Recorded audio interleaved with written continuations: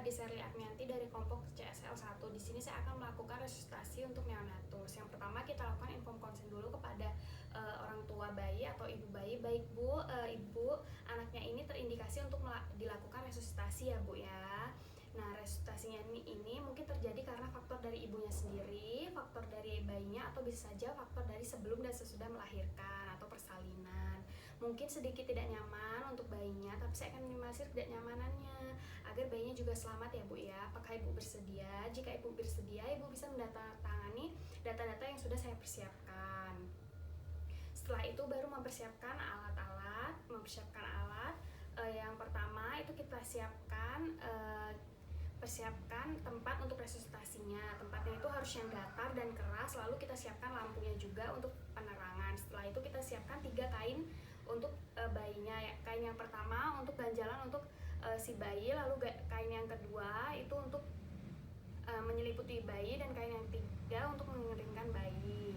Setelah itu kita nilai dari bayinya, apakah bayi bisa bernafas, habis itu apakah bayi bisa menangis dengan keras, habis itu apakah bayi bergerak dengan aktif. Jika dari 3 itu tidak, kita bisa lakukan langkah-langkah untuk resusitasi. Awal yang kita lakukan adalah menjaga kehangatan bayi dengan cara menyelimuti si bayi. Setelah itu posisikan bayi kepalanya sedikit ekstensi. Setelah sedikit ekstensi, lalu kita ambil cairan yang ada di mulut dan hidung bayi. Untuk cairan di mulut itu kedalamannya kurang dari 5 cm. Kita ambil, lalu kita buang. Kita ambil, lalu kita buang. Pastikan apakah cairannya tercampur dengan mekonium atau tidak. Lalu di bagian hidung kurang dari 6 cm. Kita ambil, lalu kita buang.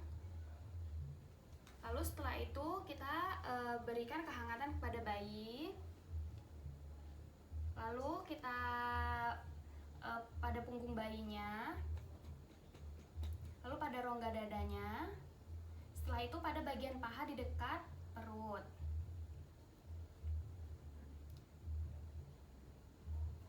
Lalu kita goyang-goyangkan bayi untuk melihat apakah ada kerusakan otak atau tidak. Setelah itu memposisikan kepala bayi kembali.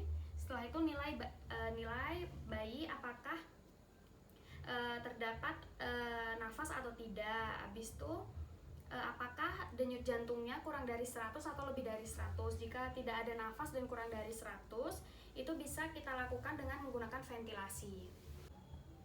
Setelah itu kita lakukan ventilasi 2 kali pompaan selama 3 detik.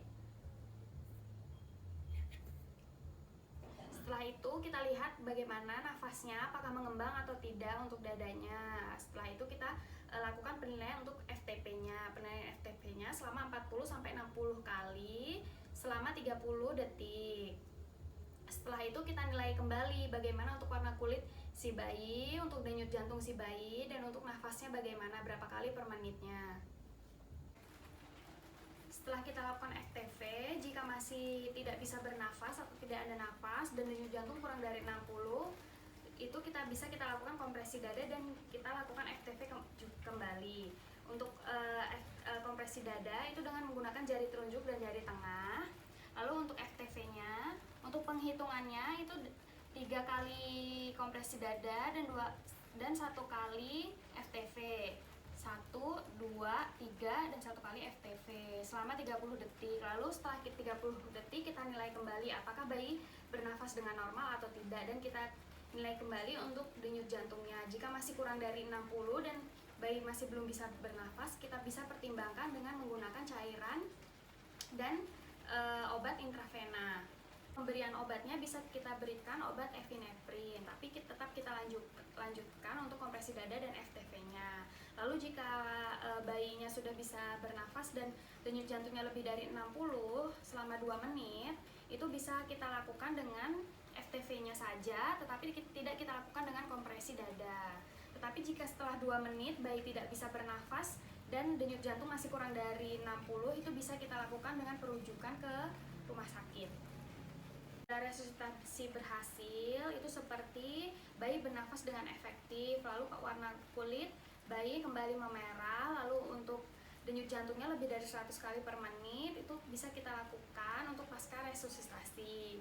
Bila perlu kita lakukan rujukan untuk untuk si bayi dan si ibu dan si keluarga bayi.